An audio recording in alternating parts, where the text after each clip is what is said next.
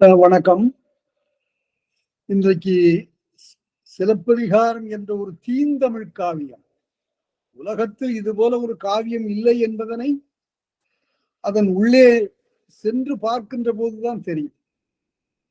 என்ன என்ன விந்தைகள் எல்லாம் அந்த காப்பியத்துள் காண கிடைக்கின்றன என்பதனை நான் ஒவ்வொன்றாக சொல்லுவேன்.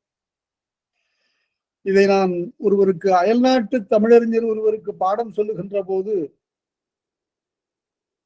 அதில் இடம்பெற்ற 2 கடிதங்களை பற்றி, கடித இலக்கியம் என்று இப்போது பேசுகிறார்கள். ஆனால் 2000 ஆண்டுகளுக்கு முன்பு இளங்கோவடிகள் மாதவி என்ற பாத்திரத்தின் வாயிலாக சித்தரித்த 2 கடிதங்கள், 2 மடல்கள் அற்புதமான செய்திகளை கொண்ட, விந்தையான நடையை கொண்ட, மிகச்சிறந்த உள்ளீடுகளை கொண்ட, அவற்றுக்கு நிகரான கடிதங்களை எந்த காப்பியத்திலும் எந்த இலக்கியத்திலும் காண முடியும். அதுபோல பல பல விந்தைகள், அவற்றை நான் காப்பியத்தின் ஊடே சொல்லுவேன். இப்போது முதலாவதாக புகார் காண்டம். இந்த புகார் என்பது காவிரி பூம்பட்டினம் என்பதனுடைய சுருக்கம், இந்த பெயரின் சுருக்கம். காவிரி புகும்பட்டினம், அது புகார் என்பது காவிரி புகுதல். காவிரி அங்கே கடலோடு கலக்கின்றது. இன்றைக்கு 35 கல் தொலைவிலே கடலுக்குள் அந்த பட்டினம் அப்படியே அமைதியாக உறங்கிக் கொண்டிருக்கிறது. எப்படி இருந்தது அந்த பட்டினம்? கயவாய் மருங்கில் காண்போர் தடுக்கும் யவனர் இருக்கையும் என்று பேசுவான் இளங்கோ. யவனர்கள் அங்கு அடுக்கு வீடு கட்டி கொண்டிருக்கக்கூடிய அளவிற்கு அவர்கள் இங்கே பணிபுரிந்தார்கள். அவர்கள் காவற்பணி புரிந்தார்கள். அவர்கள் மிகப்பெரிய மாளிகைகளில் குடியிருந்தார்கள். அது கடற்கரை ஓரமாக அந்த குடியிருப்பு அமைந்திருந்தது என்று சொல்லுகிறார் இளங்கோ. அத்தகைய மிகச்சிறந்த ஒரு பெருநகரம். இரவு கடைத்தெரு, பகற்கடைத்தெரு என்று 2 பகுதிகள். உலகத்திலே இவ்வளவு ஒரு சிறந்த துறைமுக நகரம் இருக்குமா என்று நாம் எண்ண வேண்டிய அளவிலே அமைந்த ஒரு பெருநகரத்தை நாம் கடலுக்குள் பத்திரமாக வைத்திருக்கிறோம். இப்போது இந்த புகார் காண்டத்தை பார்க்கிறோம். இந்த புகார் காண்டத்தை பற்றி, இந்த பூம்புகாருடைய தகுதியை பற்றி இளங்கோவடிகள் சொன்னது போல வேறு யாரும் சொல்ல முடியாது. அது எப்படி என்பது அந்த இடத்திலே வருகிற போது சொல்லுகிறேன். முதல்ல இப்போது மங்கள வாழ்த்து பாடல். காப்பியத்தை தொடங்குகின்ற போதே மங்களமாக தொடங்குகிறார். அன்பார்ந்த நண்பர்களே, மங்களம் என்று எழுத வேண்டும். மங்களம் என்று எழுதுவது நம்முடைய தமிழ் முறை அன்று. மங்களம் மங்களம் என்ப மனைமாட்சி, மற்றதன் நன்கலம் நன்மக்கட்பேறு என்று திருவள்ளுவர் சொன்னார். நமக்கு இலக்கியத்தில் வழிகாட்டி சங்க இலக்கிய புலவர்களும் திருவள்ளுவர். நமக்கு இலக்கணத்தில் வழிகாட்டி தொல்காப்பியர். இந்த களத்து இவர்கள் வரைந்து கொடுக்கக்கூடிய இந்த களத்திற்குள் தான், இந்த ஆடுகளத்தில் தான் நாம் பணி செய்ய வேண்டும். இப்போது இந்த மங்கள வாழ்த்து பாடலை பார்ப்போம். பாட்டு, பாடல், பாட்டு, இவற்றுக்கெல்லாம் வேறுபட்ட பொருள் உண்டு. எல்லாவற்றையும் இப்போது நாம் ஒரே பொருள் கூட பேசிக் கொண்டிருக்கிறோம். கொஞ்சம் எண்ணி பாருங்கள். பா என்பதற்கு தொல்காப்பியத்திற்கு உரை வரைந்த 14ஆம் நூற்றாண்டிலே வந்த பேராசிரியர் பெருமகன் என்ன எழுதுகிறார்? அவருடைய பேர் நமக்கு தெரியல. அவருக்கு பேர் பேராசிரியர். அந்த காலத்துல பேராசிரியர் என்றால் எவ்வளவு பெரியவர் என்பதற்கு அவருடைய உரையை படிக்கும் போது தெரியும். ஒரு ஆளுமையோடு பேசக்கூடிய ஒரு உரையாக இருக்கும். நாமெல்லாம் நினைக்காத அளவிற்கு நுட்பமான உரையை சொல்லுவதாக இருக்கும். வறுமைன்னா பொருள் சொல்லுங்கன்னு யாரையாவது கேட்டா என்ன சொல்லுவாங்க? ஒன்று இல்லாமை, செல்வம் இல்லாமை, பொருள் இல்லாமை என்று சொல்லுவார். அப்படி சொன்னால் அது எப்படி சிறப்பு? பேராசிரியர் எப்படி சொல்லி விடுவாரா? பேராசிரியர் எப்படி சொல்லுகிறார்? போகம் தூக்கப்பெறாத பற்றுள்ளம் அப்படின்னாரு. அதாவது ஆசை இருக்கு, ஆனா பொருள் இல்லை, அதுதான் வறுமை. ஆசையே அற்றவனுக்கு அது வறுமை கிடையாது. எல்லாவற்றையும் முற்றும் துறந்த ஒருவனுக்கு கையில காசு இல்லையே, மாளிகை இல்லையே, அதெல்லாம் இல்லை. இப்படி பலவேறு நுட்பங்களை சொல்லுவது பேராசிரியருடைய உரை தொல்காப்பியத்தில். அதுல பா என்றால் பறந்துபட்டு செல்வதோர் ஓசை. எப்படி? சேய்மைக்கண் இருப்பாரும் அறிந்து கொள்ளக்கூடிய, அவர்களை ஈர்க்கக்கூடிய ஒரு ஓசை நயமுடையது பா என்று சொன்னார். அந்த பாவிலிருந்து வந்ததுதான் பாடல். அது இசை தழுவியது. பாட்டு செய்யுள் வேறு, பாட்டு வேறு. செய்யுள் என்பது இசைத்தமிழ் சார்ந்தது, பாட்டு என்பது செய்யுள் என்பது இயற்றமிழ் சார்ந்தது, பாட்டு என்பது இசைத்தமிழும் கலந்தது. அந்த அடிப்படையில அந்த மங்கள வாழ்த்து பாடலை பாட வேண்டும். நாடகம் தொடங்குகிறது. இது ஒரு சிறந்த நாடக நூல் என்பதற்காக சொல்லுகிறேன். இது நாடகமே இல்லை என்று எழுதியவர் கூட நம்மிடையே இருக்கிறார். என்ன செய்வது? அதுதான் தமிழனுடைய தலைமை. இது நாடகமே இல்லை, இது இலக்கியமே இல்லை, இது வடநூல்களை பார்த்து செய்யப்பட்ட ஒரு சாதாரணமான ஒரு நூல் என்பது போல எழுதியிருக்கிறார். இதற்கெல்லாம் நான் என்னை பொறுத்தவரையில் நான் மறுப்பெல்லாம் எழுதியிருக்கிறேன். அந்தந்த காலத்திலே நான் மறுப்பு எழுதியிருக்கிறேன். மங்கள வாழ்த்து பாடல் என்று அது நாடகம். திங்களை போற்றுதும் திங்களை போற்றுதும். அப்ப எந்த நேரத்துல இந்த மாதிரி ஒரு பாட்டு பாடி இந்த நாடகம் தொடங்குவதற்குரிய நிலை அமைந்திருக்கிறதுன்னு நினைச்சு பாருங்க. அப்படி நாடக கொட்டையில அதுல இடம்பெறக்கூடிய பாத்திரங்கள் எல்லாம் வரிசையாக நின்று முதல் காட்சியில எதிரே தெரிகின்ற திங்களை பார்த்து, வானத்துல திங்கள் முளைக்கிறது. அப்பதான் அப்ப எல்லாரும் சேர்ந்து அப்ப வணங்குவதாக அமைந்தது. இளங்கோவடிகள் இப்படி இந்த நாடகத்தை அரங்கேற்ற வேண்டும் என்று அவர் கருதவில்லை. அவர் திங்களை போற்றுதும் என்று சொன்னதற்கு காரணம் வேற. அது அரசனுடைய கொடை போல இருப்பதனால நான் இந்த திங்களை போற்றுகிறேன். ஆனா அது எவ்வளவு பொருத்தமாக அமைகிறது பாருங்கள். ஒரு அந்தி பொழுதுல நிலா மெல்ல மெல்ல மேலே கரிய யானையின் மீது ஒரு பெரிய ஒளி வட்டம் தோன்றுவது போல, காரிருள் படர்ந்த வான் மீது மெல்ல மெல்ல நிலவு எழுந்து வருகிறது. அந்த நேரத்தை பார்த்து கைகுவித்து வணங்கி இந்த நாடகம் அல்லது கூத்து, தெருக்கூத்து, அருமையான கலை, அதெல்லாம் போயிடுச்சு. அதெல்லாம் நம்மிடையே இல்லை இன்னைக்கு. ஒரு காலத்துல தெருக்கூத்து நடக்கும். எப்படி நடக்கும்? மிக மிக விரிவாக நடக்கும். அதுல பெரும்பாலும் இயற்றமிழை விட இசைத்தமிழுக்குத்தான் மேன்மை. பெரும்பாலான பாடல்கள் எல்லாம் உரையாடல்ங்கிறது ரொம்ப குறைச்சலா இருக்கும். நல்லதங்காள் கதைன்னு ஒரு தெருக்கூத்து உண்டு. அதுல மொத்தம் 66 பாடல்கள் பாடணும். 66 பாடல்கள் எப்போ பாடுவாங்க? விழா தொடங்கிய போது தெருக்கூத்து தொடங்கும். ஒவ்வொரு பாடலா பாடிக்கொண்டு வருவார்கள். அந்த பாடுகின்ற ஆற்றலுடையவன் ஒரு பாடலை பாடி அப்படி சுரமெல்லாம் பாடி முடித்த உடனே பார்த்து கொண்டிருக்கிற மக்கள்லாம் எழுந்து மறுபடியும் இன்னொரு முறை பாடுங்கம்பாங்க. Once more. உடனே அவன் மறுபடியும் பாடுவான். அது பாடி முடிச்ச உடனே சரி அடுத்த பாட்டுக்கு போலாம்னா எல்லாரும் எழுந்திருச்சு இன்னொரு முறைம்பாங்க. ஆக விடுகிற வரையில இந்த தெருக்கூத்து நடக்கும். நல்லதங்காள் என்ன செய்கிறாள்? தான் பெற்ற பிள்ளைகளை வறுமையின் காரணமாக, துன்பம் காரணமாக அந்த கிணத்துல போடுறான். ஒரு பாட்டு பாடி ஒரு பிள்ளைய கிணத்துல போடுவா. அடுத்த பாட்டை பாடி அடுத்த பிள்ளைய போடுவா. 7 பிள்ளைகளையும் 7 பாட்டு பாடி போட்ட உடனே மக்கள் எல்லாம் சேர்ந்து மறுபடியும் பாடுவாங்க.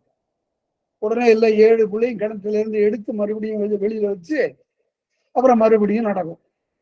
ஆக இசைத்தமிழ் அப்படி இரவு முழுவதும் கேட்கப்பட்டது.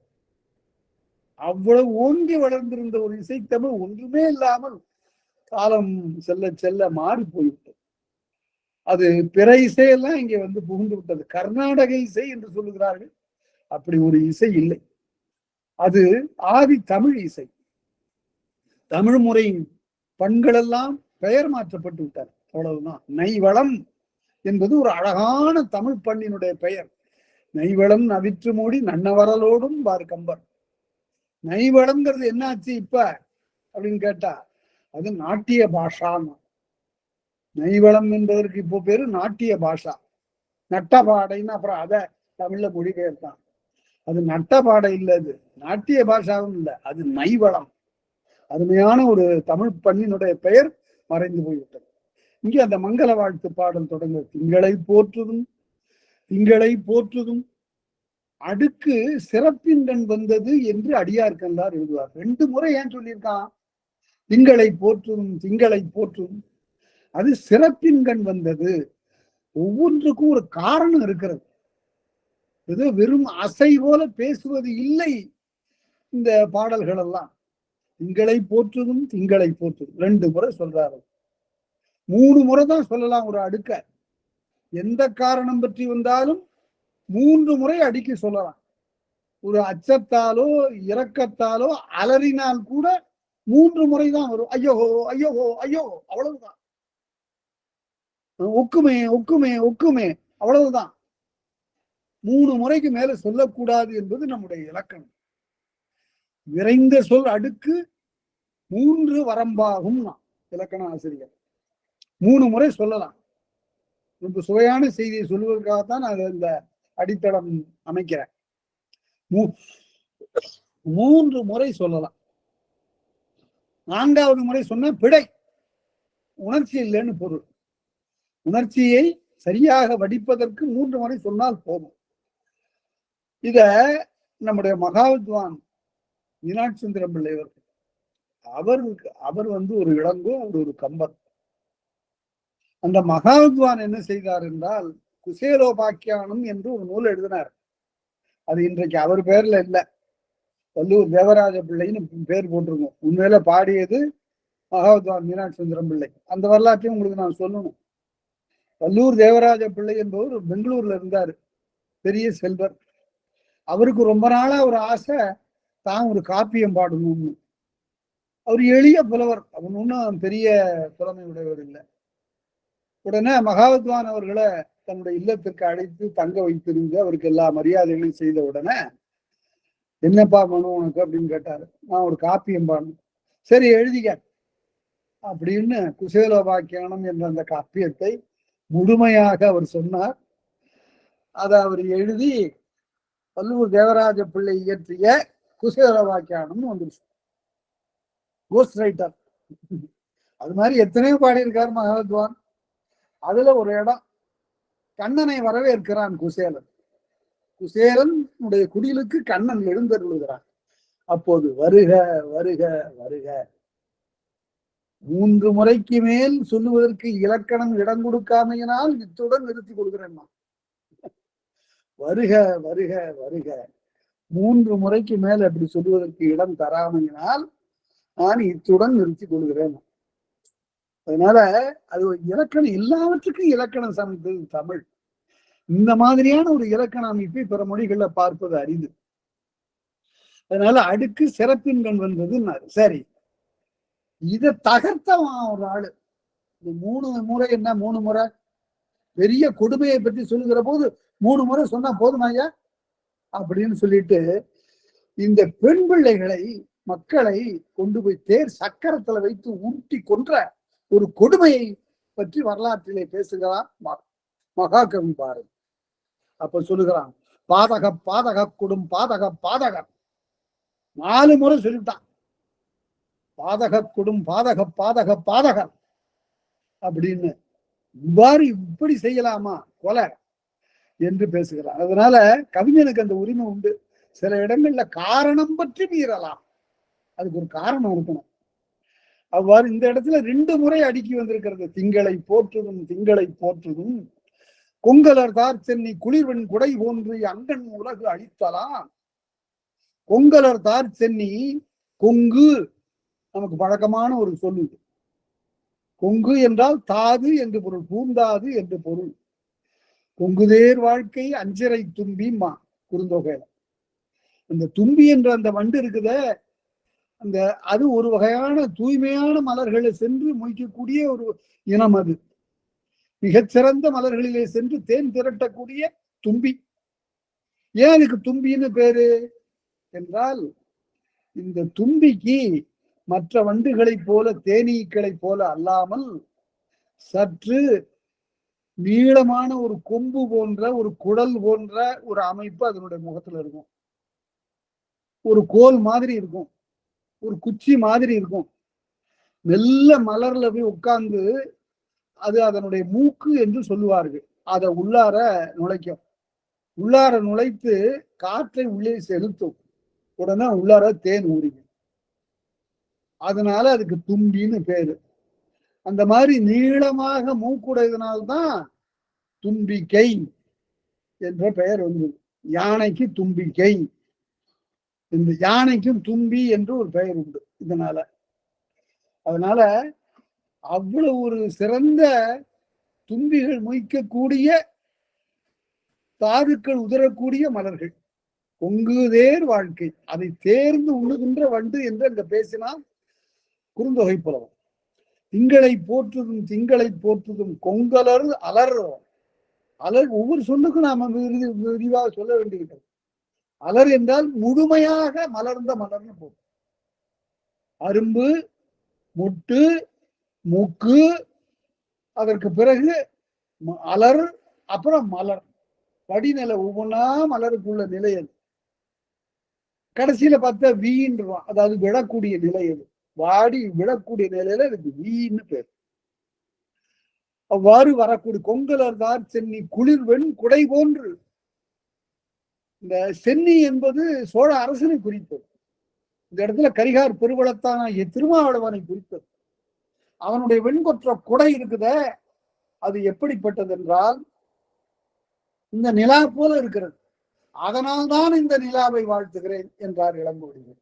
திங்களை போற்றுதும் திங்களை போற்றுதும் கொங்கலர் தார் சென்னி குளிர்வெண் குடை போன்று இவ அங்கண் உலகளித்தான். அங்கண் அழகிய இடமகன்ற. இந்த கண் என்று வரக்கூடிய இடத்துல எல்லாம் 7ஆம் வேற்றுமை பொருளை கொள்ள வேண்டும். 7ஆம் வேற்றுமைக்கு நிறைய உறுப்புகள் இருக்கின்றன. முன் பின் கால் இடம் எல்லாம் 7ஆம் வேற்றுமை உறுப்பு தான். கண் தான் பெரிய உருவு இதுல. அங்கண் அழகிய இடமகன்ற பெரிய உலகம். இந்த உலகம் பாரிய உலகம். இந்த நிலப்பரப்பு மிக மிக பெரியது. வேறு எவரும் சொல்லாத ஒரு தொடரை இளங்கோவடிகள் இங்கே சொல்ல போகிறார். பார்த்து கொண்டே இருக்கிறோம். உலகம் மிக பெரியது. இந்த உலகத்தை விட கடற்பரப்பு அதனை விட பெரியது. இந்த கடற்பரப்பு என்றால் மற்றவர்களும் கடல்னு சொன்னாங்க. ஓசைமிக்க பெருங்கடல் என்று சொன்னார்கள். வடமொழியில சமுத்திரம்னு சொன்னாங்க. அவர் இளங்கோவடிகள் மட்டும் இந்த கடல் என்ன தெரியுமா, அதுதான் நீர்வேலின்னார். இந்த உலகத்திற்கு கட்டி வைத்திருக்கின்ற ஒரு வேலி அது.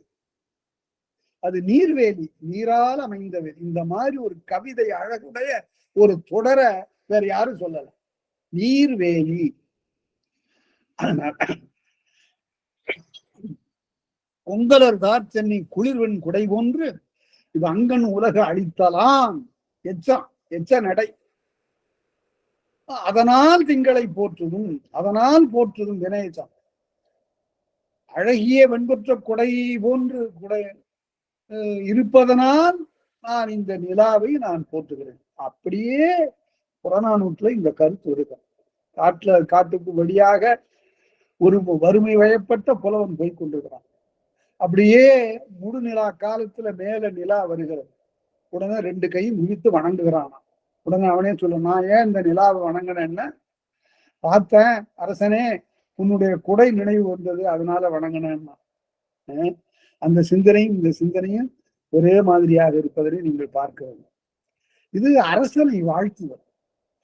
இந்த துறையை இது இளங்கோவடிகள் என்ன செய்தார் என்றால், தொல்காப்பியர் சொல்லி இருக்கிறார், நடைமிகுத்தியேத்திய குடைநிழல் மரபுன்னு சொன்னார்.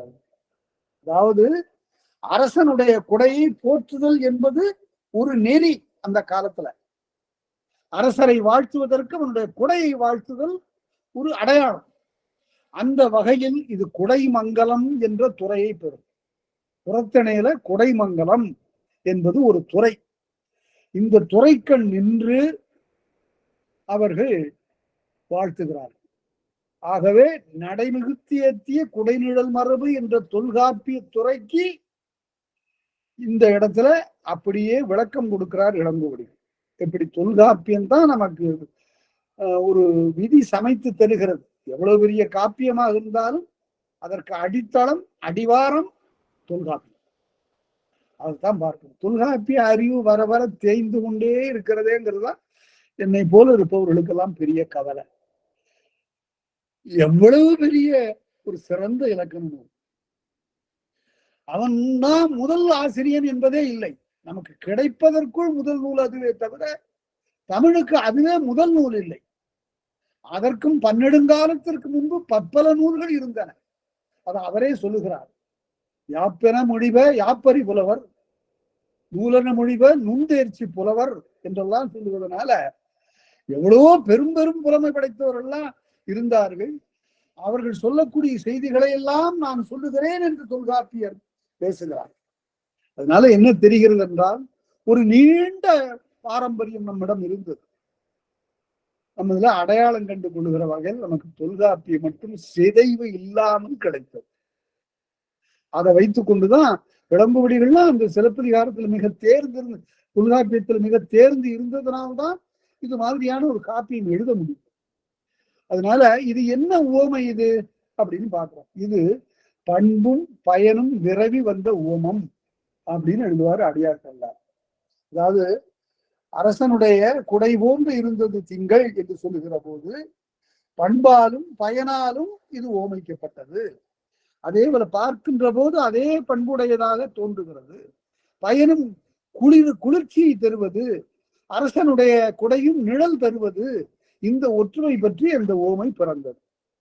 அடுத்தது மங்களமொழியான் திங்களை முதற் கூறினார் என்று சொல்கிறார் அடியார் கல்லார். ஏன் முதல்ல ஞாயிற பாட வேண்டியதுதானே? இல்ல இல்ல, இது மங்களமொழி. திங்கள்ங்கிறது மங்களமொழி. இப்போதும் நம்முடைய வழக்குகள்ல இரவு காலத்துல செய்யக்கூடிய எல்லா செயல்களையும் நிலவை தொழுது செய்வது வழக்கம். ஏன் ஞாயிறு மங்களமானது இல்லையா அப்படின்னு கேட்டா, ஞாயிற்றுக்கு ஒரு வேநீர் காலம் உண்டு. உடம்பை வெதுப்புகின்ற, தரையில வைத்தா காலை சுடுகின்ற அந்த வேநீர் காலம் ஞாயிற்றுக்கு உண்டு. ஆனால் அதே வேநீர் காலத்தில் இரவில் குளிர்ச்சியை பொழிவது திங்களுடைய வழக்கம். அதனால முற்றிலும் அந்த காலத்திலே கூட குளிர்ச்சியை வாரி வழங்குவதற்கு தவறாத அந்த திங்கள் மங்களமான ஒரு பொருள். அதனால்தான் அதை முதல் கூறினார் என்று அடியார்க்கல்லார் சொல்லுகிறார். அரும்பத உரைகாரர் அடியார்க்கல்லார் ரெண்டு பேரும் ஒப்பற்ற பெரும் உரைகாரர்கள். இதனால மிக எளிமையாக பாடம் சொல்லுகிற வகையில அமைத்து தந்தவர் ஐயா நாட்டார் பெருமான் அவர்கள். என்னுடைய ஆசிரியருடைய ஆசிரியர் அவர். நாட்டார் பெருமான் என்னுடைய ஆசிரியருக்கும் ஆசிரியர். அவர்கள் சிலப்பதிகாரத்துல ரொம்ப ஈடுபாடு கொண்டவர்கள். அண்ணாமலை பல்கலைக்கழகத்துல சிலப்பதிகாரத்தை பாடம் கூறியவர். நடுக்காவேரியில பிறந்தவர். தானே தனிப்பட எந்த ஆசிரியருமின்றி தமிழ் படித்து வளர்ந்து பேராசிரியராக ஆனவர். அவர் ஞாயிறு போற்றுதும் ஞாயிறு போற்றுதும் காவிரி நாடன் திகிரி போர் பொற்கோட்டு உடையதா மேருவலம் திரிதலாம். பொற்கோட்டு மேருவலம் திரிதலாம். ஞாயிறு போற்றுதும் ஞாயிறு போற்றுதும். போற்றுதுங்கிறதுக்கு இலக்கணம் சொல்லுங்க பார்ப்போம் அப்படின்னு கேட்டா என்ன சொல்லணும்? பன்மை பன்மை வினைமுற்று. போற்றுகின்றோம் தன்மை பன்மை வினைமுற்றுன்னு சொல்லணும். ஞாயிறு போற்றுதும் ஞாயிற்றை போற்றுவோமாக போற்றுவோமாக. தன்மை பன்மை வினைமுற்று.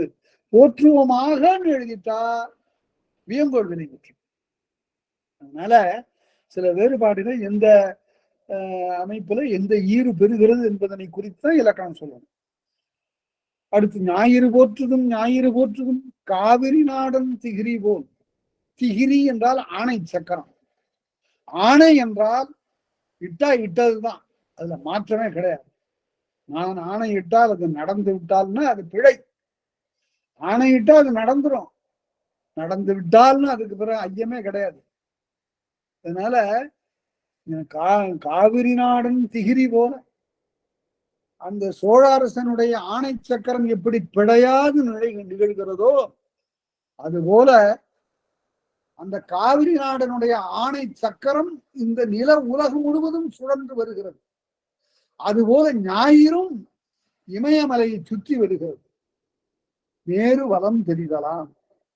இது வேறு யார் இப்படி சொல்றாங்க? உலகம் உவப்ப பல நேர்வு தெரிதல் பலர் புகழ் ஞாயிறு கடற்கண்டாங்கு ஓவரை மைக்கும் சேன்விளங்க அதிரொளி யாரு சொல்றா? நக்கீர பெருமான் திருமுருகாற்றுப்படையில சொல்றாரு.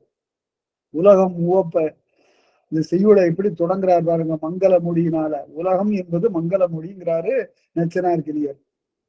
அதை கொண்டு இந்த உலகம் உவப்ப உலகமெல்லாம் மகிழும்படியாக ஞாயிறு மேலே வானத்திலே சுழன்று திரிகிறது என்று சொன்னார். அதனால மங்கள மொழிய காவிரி நாடன் திகிரி போல் பொற்கோட்டு மேறுவலம். பொற்கோட்டுன்னு சொன்னா பொன்னாலாகிய கோடுன்னு பொருள் இல்லை. இந்த இடத்துல பொன் என்றால் பொலிவு என்று பொருள். பொலங்கலம் என்று சொல்லுவார்கள். அதுபோல பொலிவுடைய அணிகலம் என்று பொருள் பொலங்கலம். இந்த இடத்துலையும் பொலிவு என்று பொருள். பொலிவு மிக்கின்ற கோடு என்றால் சிகரம். பொலிவு மிக்க சிகரத்தை கொண்டிருக்கக்கூடிய மேரு வளம் தெரிகிறார். மேருமலையினை வளமாக கொண்டு பிரிந்து வருவதனால் நான் ஞாயிற்றை போற்றுகிறேன். காவிரி நாடன் சோழ அரசனுடைய ஆணை போல இருப்பதனால், ஆணை சக்கரம் போல இருப்பதனால், அதுதான் திருமால் கையில சக்கரமா இருக்கு. அதை உணர்த்துகிற வகையில சக்கரப்படையை கொண்டிருக்கிறான் திருமால். அதே போல இது தொழில் ஓமம். இந்த இடத்துல ஞாயிறு எது போல இருக்கிறது என்றால் காவிரி நாடனுடைய திகிரி போல இருக்கிறது. அந்த ஆணை சக்கரம் சுழல்வது போல வானத்திலே சுற்றுகிறது ஞாயிறுங்கிறதுனால இது தொழில் ஓமம் அல்லது வினை ஓமம் என்று சொல்ல வேண்டும். அடுத்தது மாமழை போற்றுதும் மாமழை போற்றுதும் நாம நீர் வேலி உலகிற்கு நீர்வேலி. இந்த சொல்ல பாருங்க, இந்த தொடர் நீர்வேலி வேறு யாரும் சொல்லல. அதாவது நீரையே வேலியாக உடைய இந்த உலகம். அது என்ன நாம நீர்வேலி, இது யாரும் பொருள் சொல்லல. ஆனா நம்ம சொல்லாம அந்தாண்ட போகலாமா? போகலாம். நாம அப்படின்னா அச்சம் தருகின்றன்னு பொருள் எழுதியிருக்கிறாங்க. நாம என்றால் அச்சம் தருகின்ற என்று பொருள். அது எங்க இருந்து வந்தது, எங்க இருந்து வரும் நினைச்சு பாருங்க. பேம் நாம் உருவும் என வரும். பேம் நாம் உரும் என வரும் ஆமுறை மூன்றும் அச்ச பொருள். பே அச்சம், அதுல இருந்து வந்ததுதான் பேய்மா. பேம்னா அச்சம். அடுத்தது நாம்னாலும் அச்சம். பார்த்தா பிரமிக்கத்தக்க வகையில, வியப்பூட்டக்கூடிய வகையில, திகைக்கக்கூடிய அளவுல இருக்கிறது தான் நாம். அதனாலதான் ஒருத்தன் அங்கிருந்து பார்த்தான், எதிர கண்ணெதிரே இருக்கக்கூடிய உயர்ந்த மலையை பார்த்துட்டு, இது ஒரு கல் இல்லடா, ஒரே கல்லா இருக்கு, ஆனா இது ஒரு கல் இல்ல, இது நாமக்கல் தான். நாம் நாமக்கல். யாரும் சொல்லலையே பொருள் இப்படி. நாம் என்றால் அச்சம், வியப்பு, வியப்பு தரக்கூடிய கல் நாமக்கல் அப்படின்னு. உரும் இடி, அதுவும் அச்சம் தருவது. பேர் நாம் உரும் என்ற அந்த மூன்றிலிருந்து வந்ததுதான் நாம நீர்வேலி. அச்சம் தரக்கூடிய ஆர்ப்பரிக்கக்கூடிய கடல் நாம நீர்வேலி உலகிற்கு அவன் அழி போல. தெளிவா இந்த சொற்கள்லாம் ஒலிக்கணும். அழின்னு சொல்லணும், அழின்னு சொல்லக்கூடாது. ஒருவே வேறையா போய் அவன் அழி போல, அவன் அழிப்பது போல, அவன் பாதுகாப்பது போல, அழிப்பது போல் மேல் நின்று தான் சுரப்பவன். வானத்தின் மேலே இருந்து அது சுரப்பதனால். இது எங்க இருந்து வந்தது? வானத்தின் மேலிருந்து சுரக்கிறது அப்படின்னா அங்கதான் அவர் பாடியிருக்கிறார் வள்ளுவர். நின்று பொய்ப்பின், வானத்திலிருந்து பெய்வது பொய்க்குமானால் அப்படின்னாரு. அதுதான் ஒரு இளங்கோவடிகள் வானின்று மேல் நின்று தான் சுரத்தலாம். அது சுரக்குதுன்னு நாம் பாருங்க, என்ன அருமை.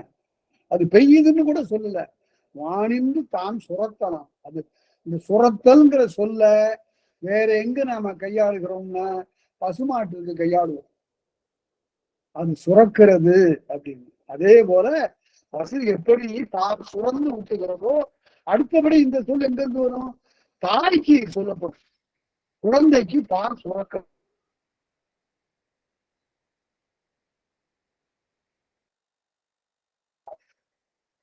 அதனால சுரத்தல்ங்கிறது ஒரு அருமையான ஒரு சொல். அதை மேல் நோக்கி அறிவு கொடுப்பதுதான் சுரத்தல். அந்த மாதிரி சுரத்தல் மண்ணினுடைய ஈரம் வற்றாமல் இருக்கின்ற வகையில வானம் வழங்குகிறது. அதனால இந்த 3 வார்டுகளோடு நாம் பார்த்து விளக்கமா ரொம்ப அழகா திருத்தமா சொல்லிட்டாங்க. ஆனாலும் எனக்கு மிகப்பெரிய இடையூறே என்னன்னா, இந்த யாரிடமும் எதுவும் கேட்கறதுன்னு என்னால முடியவே முடியாது. அது என் பொருட்டு கேட்பதில்லை, நான் கேட்டதும் இல்லை, அப்படி பெற்றதும் இல்லை.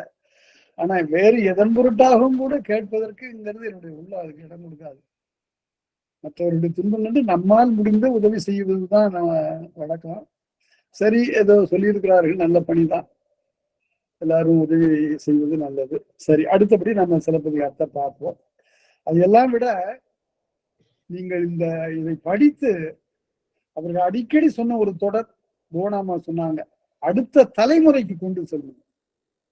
அது மிக மிக இன்று மாதிரி பல சமயங்கள்ல எனக்கு அளவில் அடங்காத ஒரு கவலையும் வருத்தத்தையும் தருவது என்னவென்றால், இன்றைக்கு இருக்கக்கூடிய தமிழ் மாணவர் உலகம் பிழையில்லாமல் எழுத முடியவில்லை, பிழையில்லாமல் பேச முடிவதில்லை. ஆராய்ச்சியாளர்கள் கூட எதனை பற்றி நீங்கள் ஆராய்கிறீர்கள் கேட்டா, சிறுகதை பற்றி ஆராய்கிறேன், புதினம் பற்றி ஆராய்கிறேன் என்றெல்லாம் பேசுகிறார்கள். அதெல்லாம் ஆராய்வதிலே பிழை இல்லை. ஆனால் தொல்காப்பியத்தை யார் ஆராய்வது, சங்க இலக்கியத்தை யார் போற்றுவது, திருக்குறளை யார் படிப்பது, இவையெல்லாம் மெல்ல மெல்ல மறைந்து கொண்டிருக்கக்கூடிய உலகத்தில் நாம் இருக்கிறோம். இது மிகப்பெரிய கவலை. எனக்கெல்லாம் வயதாகிவிட்டது. இனி அடுத்த தலைமுறையில அவர்கள் அடிக்கடி சொன்னது போல கொண்டு போகக்கூடிய நிலை, அதை ஏற்றுக்கொள்ளக்கூடிய நிலை எங்கே இருக்கிறது என்று நாம் பார்க்க வேண்டும். சரி, அதன் பொருட்டு தான் இந்த வகுப்பை நான் நடத்துவதாக ஒத்துக்கொண்டேன். ஏனென்றால் எல்லாருக்கும் இதுக்கு நல்ல எடுத்துக்காட்டு உங்களுக்கு சொல்ல வேண்டும் என்றால், ராமானுஜர் பெரிய நம்பியிடம் போய் கேட்கிறார், எனக்கு நாராயண மந்திரத்தினுடைய உட்பொருளை எனக்கு சொல்லிக் கொடுங்கள் என்று சொன்ன போது, நாளைக்கு நீ மட்டும் வாங்குறார், உனக்கு நாளைக்கு நீ வா, உனக்கு மட்டும் சொல்றான். இவர் போகும்போது தன்னுடைய சீடர் 2 பேரையும் அழைச்சிட்டு போறார். நீ தண்டும் பவித்திரமும் தாங்கி நீ மட்டும் வாங்கினார். தண்டுன்னா கையில துறவிக்கான ஒரு கோல், பவித்திரம்னா அது மேல கட்டிருக்கூடிய துணி முடிச்சு. நீ தண்டும் பவித்திரமாக நீ மட்டும் வாழ்னார். சரி, நாளைக்கு வர்றேன் அப்படின்னு சொல்லிட்டு இவர் 2 பேரை கூட்டிட்டு போறாரு. உன்னை தனியா இல்ல வர சொன்னேன் அப்படின்னாரு. இல்லைங்க, இது தண்டு, இது பவித்திரம்னு அவங்கள காட்டுறாரு. சரி, உன் காதோட இந்த மந்திரத்தை சொல்றேன்னு சொன்னார், அதுக்கு பொருளை சொல்றேன்னாரு. உடனே அதை கேட்டுக்கிட்டு, இதை யாருக்கும் சொல்லாத, சொன்னா நரகத்துக்கு தான் போவேன் அப்படின்ட்டார்.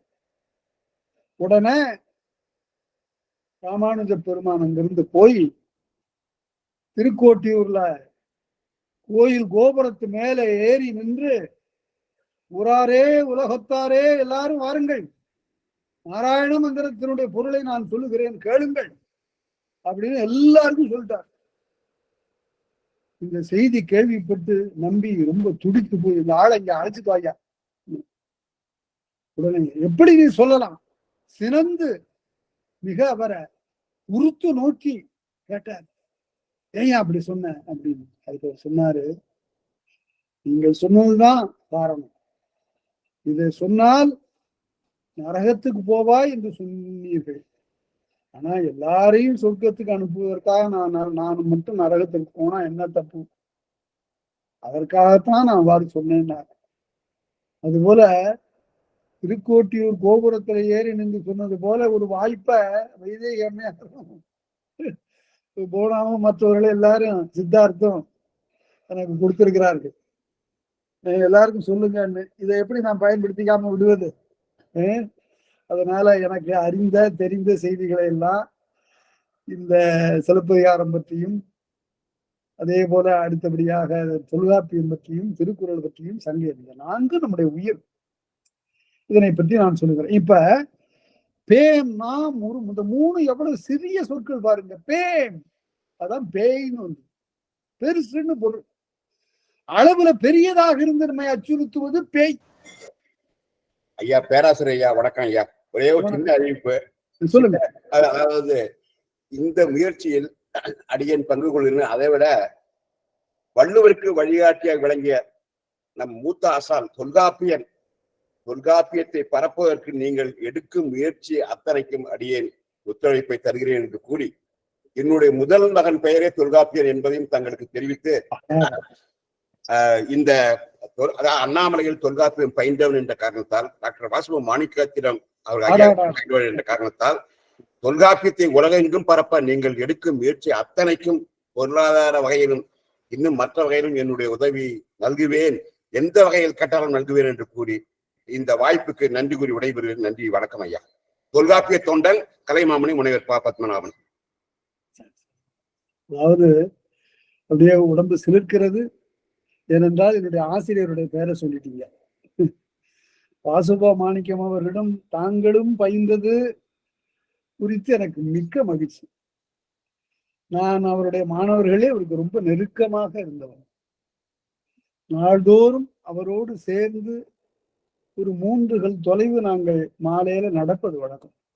எவ்வளவு செய்திகள், அந்த ஆசான் எனக்கு கற்பித்த செய்திகள் பல பல. அவற்றையெல்லாம் நான் உங்களோடு பகிர்ந்து கொள்ள மகிழ்ச்சி அடைகிறேன். அண்ணாமலையில அவரிடம் தாங்கள் பயின்றதாக இருந்து எனக்கு மிக்க மகிழ்ச்சி. பலவேறு அவருடைய வாழ்க்கையில் நடந்த பலவேறு நிகழ்ச்சிகள் எல்லாம் சொல்லி சொல்லி இன்புறக்கூடியவை, மகிழக்கூடியவை. அவற்றை பின்னாலே நான் சொல்லுவேன். உங்களுக்கு என்னுடைய மனமார்ந்த நன்றி. அடுத்து, பேய் என்றால் பெரியதுன்னு தான் பொருள். ரொம்ப பெரியதாக இருந்து அச்சம் விளைப்பதுன்னு பொருள். சொரக்கான்னு ஒண்ணு இருக்கு. அந்த சொரக்காய்க்கு ஏன் அந்த பேர் அப்படி அப்படின்னு கேட்டா இதெல்லாம் எதிர்காலத்துல சொல்லணும். சொரன்னா உள்ளார ஒன்றும் இல்லாததுன்னு பொருள். சொரன்னா உள்ளே ஒன்றும் இல்லாததுன்னு பொருள். தோட்டுக்கு சொரம்பாங்க. தோட்டுக்கு சொரை என்று சொல்லுவார்கள். அது உள்ளார உக்கூடு உடையதுன்னு அர்த்தம். சுரைக்காய், அந்த சுரைக்காய் இருக்க அது கறி சமைத்து உண்ணலாம்.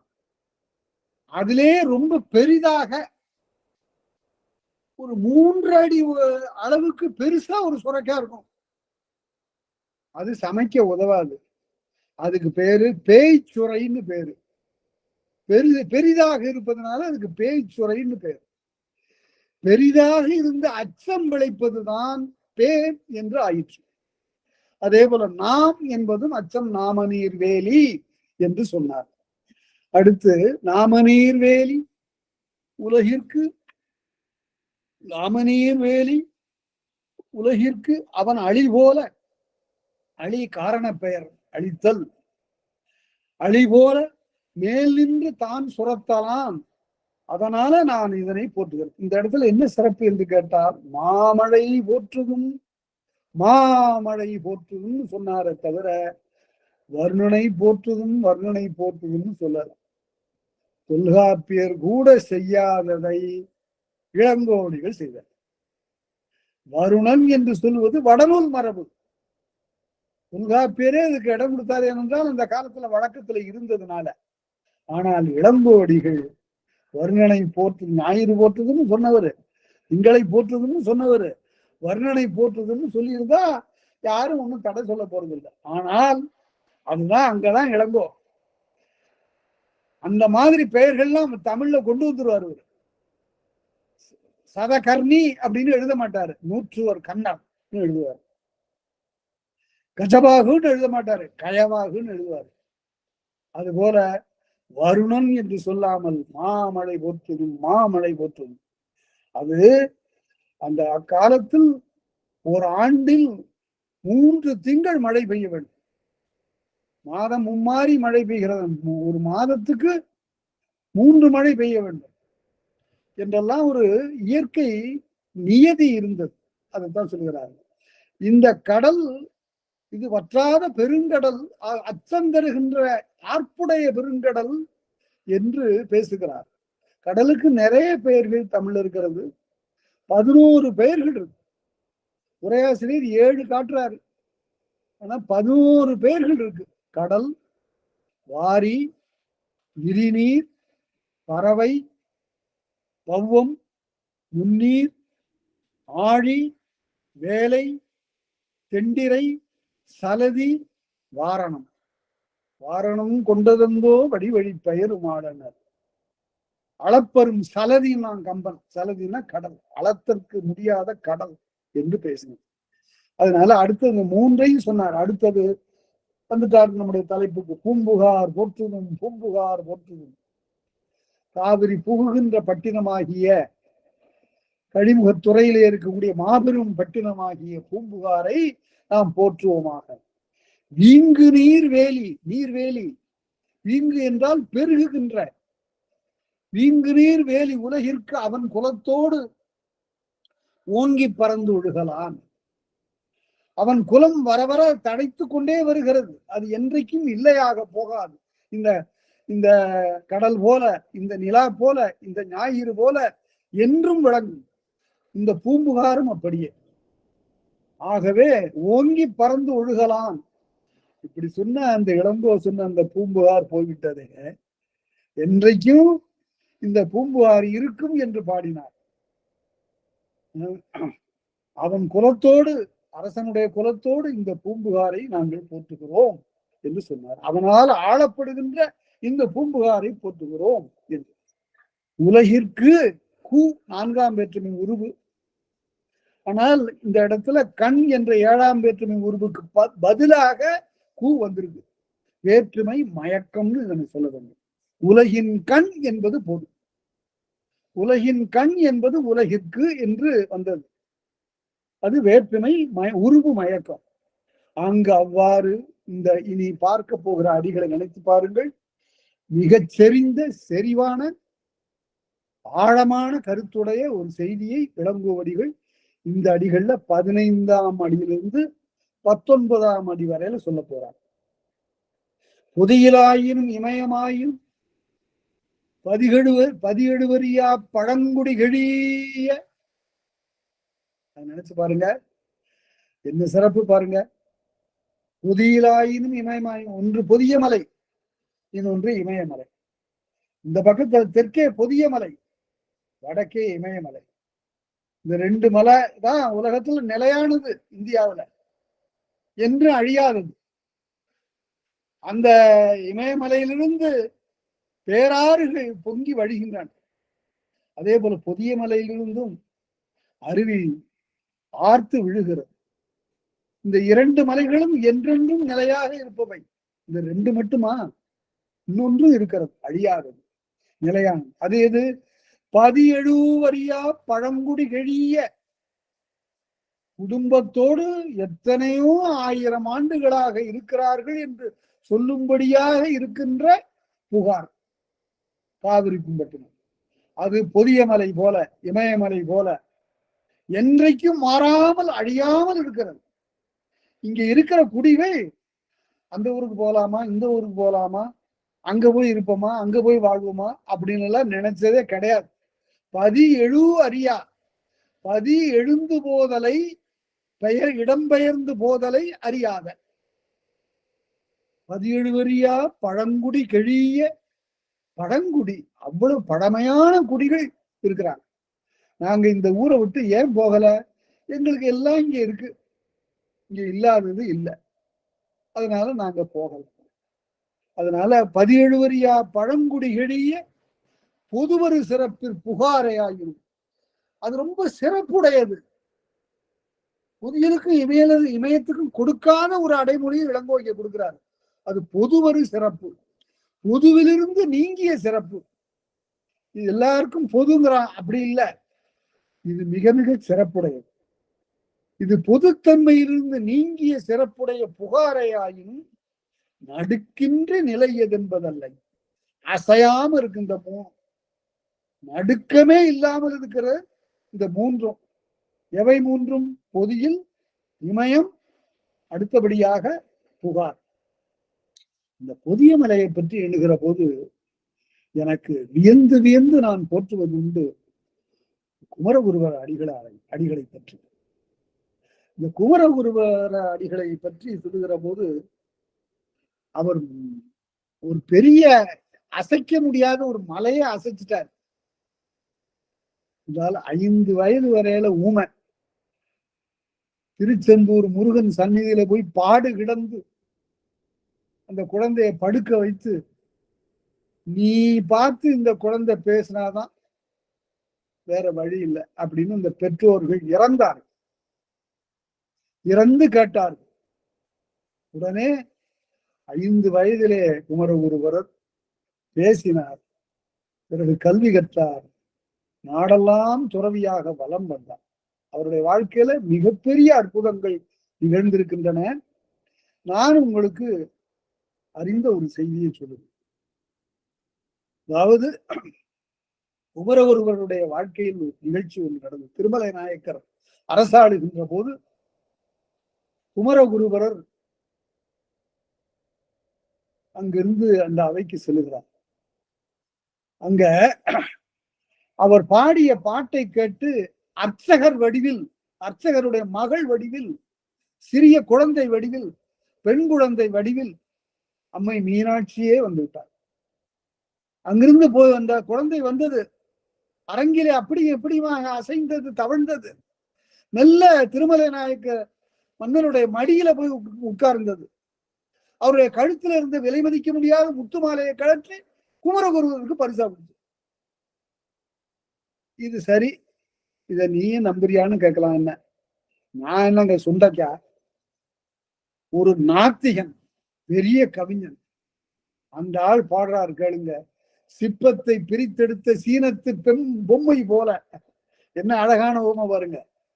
சிப்பத்தை பிரித்தெடுத்த சீனத்து பொம்மை போல அம்மை மீனாட்சி அரங்கிலே தவழ்ந்தாள், ஆடினாள்.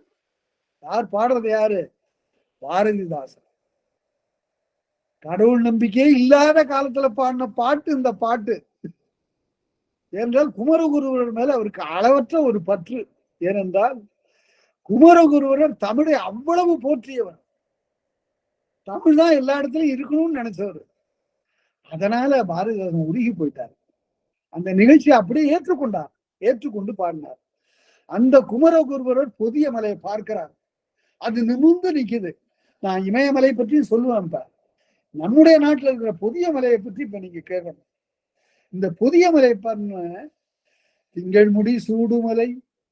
இனிமே இதுக்கு மேல இந்த மலையினுடைய உயரத்தை அளக்கிறதுக்கு எந்த அளவு கூட வேண்டியதில்லை. ஏன்னு கேட்டா, இந்த மலை தன்னுடைய முடியில திங்களை வைத்திருக்கிறதுன்னார். திங்கள் முடி சூடுமலை, தென்றல் விளை ஆடுமலை. என்ன அழகான தொடர் பாருங்க. இது இல்ல கவிதை. திங்கள் முடி சூடுமலை, தென்றல் விளை ஆடுமலை, தங்கு புயல் சூடுமலை. மேகங்கள் அப்படியே முகில்கள் சுற்றிலும் படர்ந்து நிற்கின்றன. தங்கு புயல் சூடுமலை, தமிழ் முனிவன் வாழுமலை. இங்க தமிழ் வந்துருச்சு பாருங்க. தமிழ் முனிவனாகிய அகத்தியன் வாழும் மலை. தங்கு புயல் சூழுமலை, தமிழ் முனிவன் வாழுமலை. அடுத்த அடி எங்கோ போயிட்டார் அவரு. என்ன பண்ணாரு? அருவியை பார்த்தார். ஆஹா, அருவி மேலேருந்து கீழே விழுந்த அருவி எது போல இருக்கிறது? ஒரு ஓமை சொன்னார் பாருங்க குமரகுருபரர். அங்க ஏற்கன் அம்மை அருள் சுரந்தது என. மீனாட்சி, அம்மை மீனாட்சி எப்படி அருள் சுரப்பாளோ அது போல அல்லதான் இந்த அருவி இருக்கிறதுன்னு. அங்க ஏற்கன் அம்மை இது அருள் சுரந்ததென பொங்கருவி வீடுமலை, பொதிய மலை என் மலை என்ன. அதனால அந்த பொதியலாயும் அந்த வடபெருங்கல் என்பாங்க இமயமலைய. வடக்க பெரிய பேர் அல்ல நமக்கு. அங்க போய் இந்த கரிகார் பெருவளத்தான் தன்னுடைய புலி சின்னத்தை பொறித்தான். அதை இந்த காதையினுடைய இறுதியில சொல்ல போறார். அந்த அளவிற்கு இந்த பூம்புகாரும் நிலை பெற்றது என்று சொன்னார். பொதியில் இருக்கிறது, இமயமும் இருக்கிறது, பூம்புகார் தான் இல்லை. அவ்வாறு பார்க்கிறோம். திங்கள் முடி சூடுமலைன்னு பார்த்த அந்த பாட்டு யாராலும் மறக்க முடியாத ஒரு பாட்டு. அதனால் நாகனிழ் நகரோடு நாகநாடு அதனோடு போகனிகள் புகழ் முன்னும் புகார் அது தன்னில் பாத்திர அறிமுகத்துக்கு வர்றாரு. ஒரு கதையினுடைய மிக முக்கியமான பகுதி. எந்த காவியத்திலும் தொடங்குகிற போது, அது ராமாயணமாயினும் சரி, மகாபாரதமாயினும் சரி, யாரை முதலில் அறிமுகம் செய்வார்கள் என்றால் காவியத்தினுடைய நாயகனைத்தான் அறிமுகம் பண்ணுவார். கதாநாயகன், கதை தலைவனைத்தான் கொண்டு வந்து காட்டுவார்கள். ராமனைத்தான் காட்டுவார். அதே போல அங்கே பார்க்கிற போது தருமன், வீமன், அர்ஜுனனைத்தான் காட்டுவார். அவர்களுடைய மூதாதையை காட்டுவதானாலும் ஒரு ஆண்மகனைத்தான் காட்டுவார். இளங்கோவடிகள் அதை அப்படியே மாற்றியது. இந்த செய்தி காப்பியத்துல இது ஒரு பெரிய, அதனால்தான் இதனை புரட்சி காப்பியம்னு சொல்றாங்க. அதை பார்த்தார் பின்னால பாரதிதாசன் கண்ணகி புரட்சி காப்பியம்னு அவர் எழுதினார். அதனால நாகநீள் நகரோடு, நாகம் என்றால் வானம் என்று பொருள். இந்த இடத்துல வானத்திலே இருக்கக்கூடிய நீண்ட புகழுடைய நகரம் அமராவதி என்று சொல்லப்படும். இந்திரனுடைய ஆளுகையின் கீழ் விளங்குகின்ற அமராவதி பெருநகர். அங்கு இருக்கிறவர்களுக்கு எந்த குறையும் இல்லை. நாகநீள் நகரோடு, நாகநாடு அதனோடு, அதே போல் நாகர் உலகம். அதாவது உலகத்திலேயே போகம் நிறைந்த இடங்கள்னா இதுதான் வான உலகம். எல்லாம் கிடைக்கும். அந்த அளவிற்கு போகம் நிறைந்த பூமி அந்த வான பூமி, வான நகர் அமராவதி. அதே போல நாகர் உலகம். அதாவது அரவணைத்தல்ங்கிற சொல்ல பாருங்க, எவ்வளவு தவறா அதை கையாண்டு கொண்டிருக்கிறோம். அரவு என்றால் பாம்பு. இந்த பாம்பு ஒன்றோடொன்று சேருகிற போது ஆண் பாம்பும் பெண் பாம்பும் அப்படியே தலையிலிருந்து கால் வரையில பின்னிக்கொள்ளும். அதுக்கு பேர் தான் அரவணைத்தல்னு பேர்.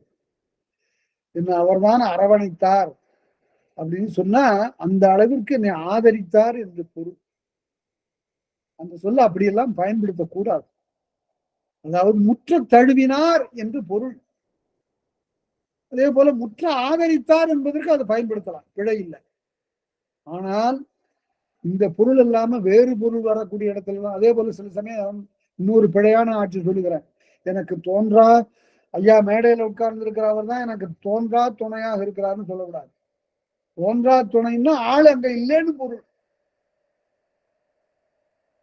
பக்கத்திலே வைத்துக் கொண்டு இவர் எனக்கு தோன்றா துணையா இருக்கிறாருன்னு சொல்லக்கூடாது. அவர் எங்க இருக்கிறாரோ தெரியல, இருக்கிறாரோ இல்லையோ தெரியல, ஆனால் அவர் எனக்கு, அவருடைய உதவிகள் எனக்கு கிட்டுகின்றன என்று சொல்லுகிற போதுதான் தோன்றா துணைன்னு சொல்லுவோம்.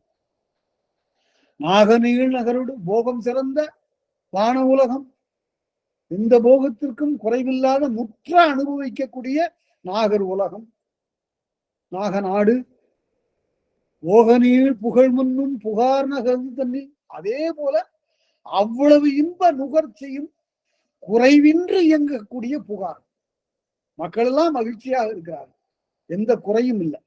இந்த இடத்துல ஐயர் பெருமான் உவே சாமிநாத ஐயர் எழுதக்கூடிய ஒரு செய்தியை உங்களுடைய கவனத்திற்கு நான் கொண்டு வருகிறேன். நாடு மிக மகிழ்ச்சியாக இருக்கிறது, யாருக்கும் எந்த குறையும் இல்லை. கடைத்தெருவுல பார்த்தா எல்லாரும் துணிக்கடை வைத்திருக்கிறவன் எனக்கு நிறைய வணிகம் நடக்கிறது, ஏராளம், குறைவே இல்லை. இந்த ஆட்சியில, இந்த மன்னனுடைய ஆட்சியில எனக்கு இந்த குறையும் இல்லை, வணிகம் நன்றாக நடக்கிறது, பொருள் நிரம்ப வருகிறது, மகிழ்ச்சியா இருக்கிறேங்க. மளிகை கடை வைத்திருக்கிறவனும் அப்படி சொல்லுவான், எல்லா கடைக்காரனும் சொல்லுகிறான். இந்த சந்தனக்கட்டையை வச்சிருக்கிற கடைக்காரன் மாத்திரம் என்ன உலகம் ஒண்ணும் சரியா இல்லை, எனக்கு ஒன்றும் வசதியே இல்லை, பொருள் வருவாயே இல்லை, அவன் அங்கலாய்க்கிறான். ஏன் இப்படி சொல்லுகிறான்னு கேட்டா, சந்தனக்கட்டை எப்ப வணிகம் அதிகமாகும்னு கேட்டா அது சாதாரண மனிதன் வாங்குகிற பொருள் இல்லை. அரசர் இறந்து போய்விட்டால் அப்ப அவரை அடக்கம் செய்வதற்கு, எரிவூட்டுவதற்கு சந்தனக்கட்டைகளை வாங்குவாங்க. ஆனா இப்ப வந்திருக்கிற அரசன் எத்தனையோ ஆண்டுகளா அப்படியே இருக்கிறான், அவன் உயிரோடு இருக்கிறான். என்ன செய்யறது, நான் அவர் ரொம்ப முதியவர் ஆயிட்டாருன்னு நான் கட்டையை நிறைய வாங்கி அடிக்கிட்டேன். ஆனால் அவர் அப்படியே, நான் நேற்று கூட ஊர்வலமா வரும்போது பார்த்தேன், முகத்துல ரொம்ப தெளிவு, கொஞ்சம் கூட எந்த அறிகுறியும் இல்லை அப்படின்னு வருத்தப்பட்டான். அத அரசன் பார்த்தான், அடுத்த முறை வரும்போது ஏன் இவர் ஒருத்தர் மாத்திரம் அப்படி கவலையா இருக்கிறாரு அப்படின்னு கேட்டான். கேட்டுட்டு ஓ இதுதான் காரணமா என்று அறிந்து அரசன் ஒரு அறிவிப்பு கொடுத்தான், என்னுடைய பிறந்த நாளைக்கு எல்லாரும் ஆளுக்கு ஒரு சந்தன கட்டை அழியுங்கள்னு மக்களுக்கு கேட்டான். உடனே கடையில இருந்து எல்லாரும் கட்டைகளை வாங்கி கொண்டு போய் கொடுத்தாங்க. இது உவே சாமிநாத ஐயர் அவர்கள் எழுதக்கூடிய ஒரு அரிய செய்தி. அதனால அப்படி எல்லாரும் மகிழ்ச்சியா இருக்கணும். ஒரு நாட்டில், ஊரில், தலைநகரில் எல்லாரும் மகிழ்ச்சியா அப்படி இருக்கக்கூடியதுதான் இந்த பூம்புகார். அந்த புகார் அது தண்ணில் மாகவான் நிகர்வன்கை மாசாத்துவாணி, மாகவான் நிகர்வன்கை மாநாயகன் குலக்கொம்பன். மாநாயகன், நாயகன் என்றால் கடல் வணிகன் என்று பொருள். மாநாயகன் என்றால் கடல் வணிகர்களே பெரிய ஆள். அப்படி மாநாயகன் குலக்கொம்பர், மாநாயகன் குலக்கொம்பர். அது என்ன குலக்கொம்பர் என்றால்? கொம்பு என்றால் கிளை என்று பொருள். அது ஒரு பெரும் மரம் போல பல தலைமுறைகளை கண்ட ஒரு குடும்பம். அதுல ஒரு கிளையாக வருகிறாள் இந்த கண்ணகி. கொம்பு அது ரொம்ப அருமையாக அந்த அம்மா ஆண்டாளம்மா பாடுவாங்க. கொம்பனார்க்கெல்லாம் கொழுந்தே கொழுந்தே கொம்பே அப்படின்னு பாடுவாங்க. அதனால கொம்பு கொழுந்து என்றெல்லாம் அந்த மரத்தினுடைய உறுப்புகளை எல்லாம் குடும்ப கிளையாக சொல்லுவது ஒரு வழக்கம்.